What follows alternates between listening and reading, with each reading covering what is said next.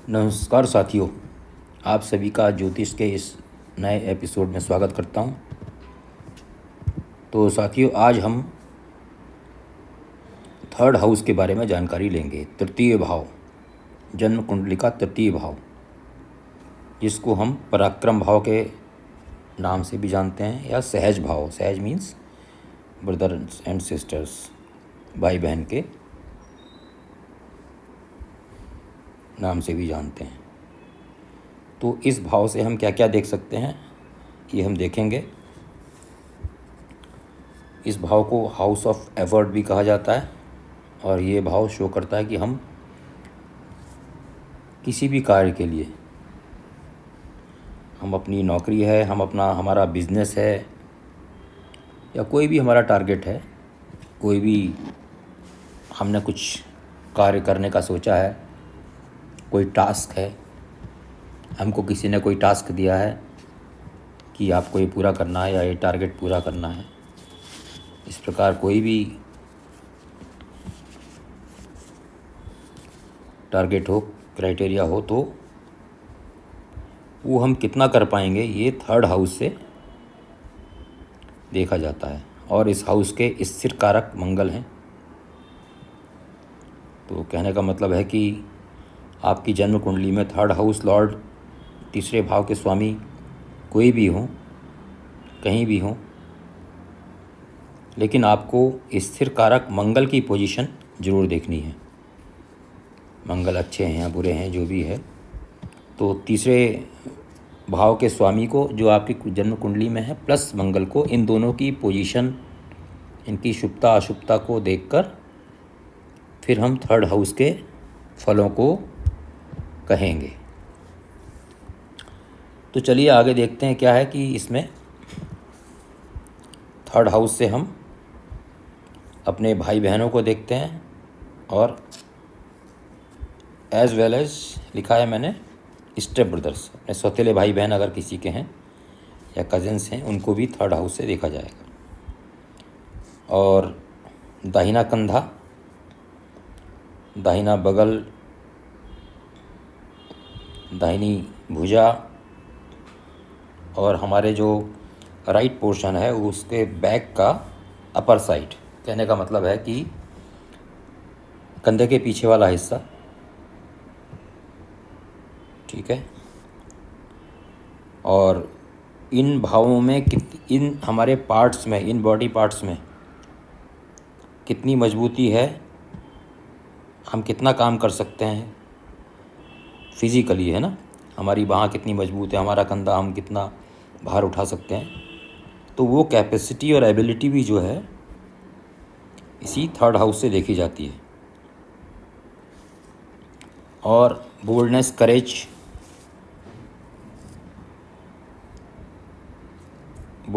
करेज, bravery,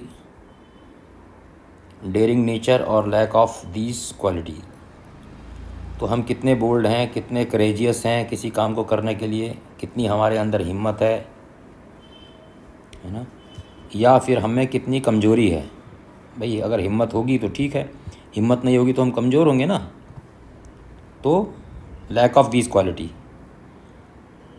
boldness या courage जो भी है, संघर्ष करने की हमारी ताकत, हम एक बार में हार मान लेंगे या संघर्ष करते रहेंगे, ये तीसरा भाव बताएगा। शॉर्ट जर्नीज़, 500 किलोमीटर तक की जर्नी को लगभग हम शॉर्ट जर्नीज़ कहेंगे, वो भी इससे देखा जाएगा। Attitude of to help brothers and sisters, cousins, हम अपने भाई बहनों की कितनी मदद करेंगे, ये भी इसी भाव से देखा जाएगा। और वो हमारी कितनी मदद करेंगे, ये भी इसी भाव से देखा जाएगा। तो जैसा प्रश्न होगा, आप जो देखना चाहेंगे, ये दोनों ही इसी भाव से देखे जाएंगे।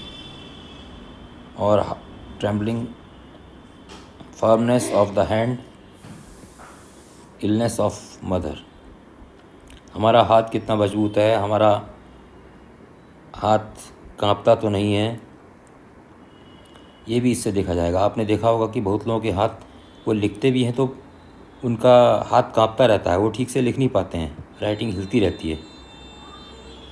तो ये सब तीसरे हाउस से देखा जाएगा। इलनेस ऑफ मदर, माता जी की स्वास्थ्य का भाव भी थर्ड हाउस है, उनकी बीमारी का भाव,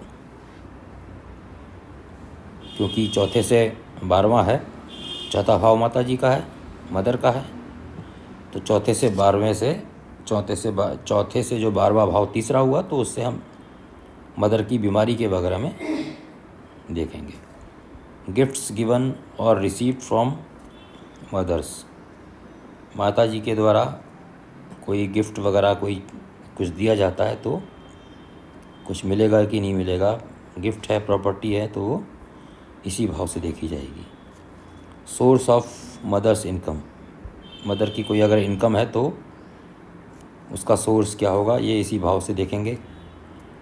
interest, skill in games, sports, arms, weapons, fights, battles, Wars etcetera, किसी का स्पोर्ट्स में, गेम्स में कितनी स्किल है, कितना इंटरेस्ट है, कितनी उसकी भुजाओं में ताकत है, वो युद्ध क्षेत्र में लड़ सकता है कि नहीं लड़ सकता है, कोई लड़ाई उससे होती है तो वो लड़ पाएगा नहीं लड़ पाएगा, चाहे वो युद्ध का मैदान हो, चाहे उसकी अपनी व्यक्तिगत फ़ाइट हो या ऑफिस में फ़ाइट हो, चाहे फिज़िकल फ़ाइट हो या मेंटल फ़ाइट हो, ये सारा सब थर्ड हाउस बताएगा। Self's relations, cooperation with brothers in law and sister in law,